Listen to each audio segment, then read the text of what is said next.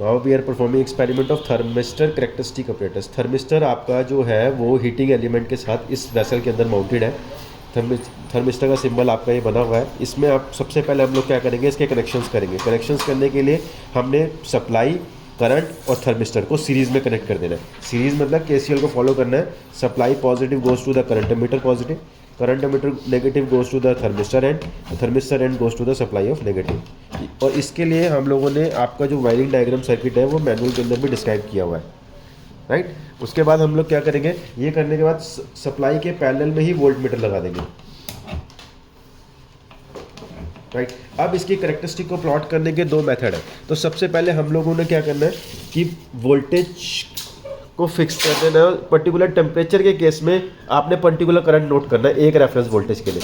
दूसरे केस में क्या होता है कि आपने current versus time, current versus time मतलब आपका करंट कितनी देर में कितना बढ़ रहा है, वो with respect of thermistor property के रिस्पेक्ट में होता है। उसको कैसे डिस्क्राइब करेंगे, उसका जो ड्यूरेशन ऑफ टाइम है that is depends on the heating of the temperature, right. तो हीटिंग ऑफ टेम्परेचर के लिए हमारे को इस नोब को कंट्रोल करना है।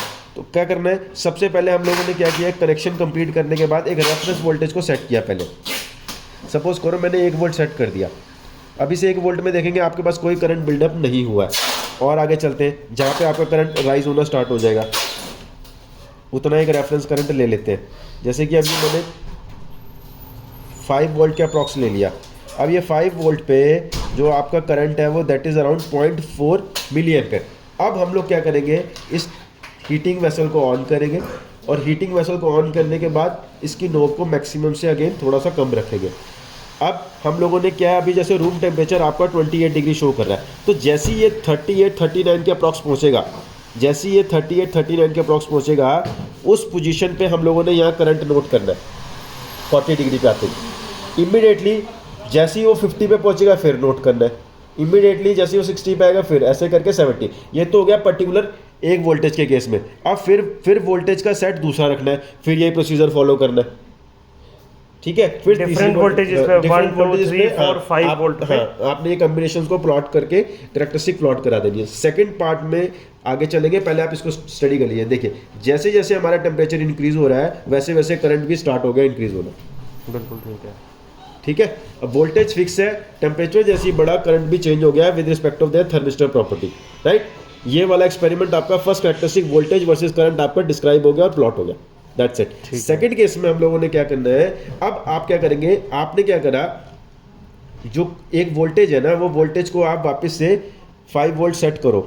अब आपने जो टेम्परेचर की नोब सेट करी थी उस टेम्परेचर की नोब में कोई भी 10 डिग्री के इंटरवल को, सिर्फ कोई भी 10 डिग्री के इंटरवल को, 10 डिग्री के इंटरवल पे 5 वोल्ट पे आपने चेक करना है कि उसको कितना टाइम लगा आने में। एक एग्जांपल के तौर पे सपोज करो अभी मेरा जो करंट है वो 1 मिली एम्पेयर है और जो मेरा टेम्परेचर है दैट इज ऑन 40 डिग्री।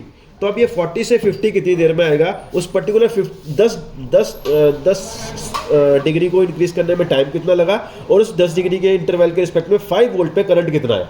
ये प्रोसीजर अब हमारा रिवर्स कहलाता है, जिसको हम बोलते हैं करंट वर्सेस टाइम कैरेक्टरिस्टिक। ये क्या डिस्क्राइब करता है कि हमने टेम्परेचर के रिस्पेक्ट में जो आपका रेजिस्टेंस ऑफ थर्मिस्टर है वो चेक करना है कि वो कितना किस लीनियरिटी के साथ वेरी करता है। That's it, thank you.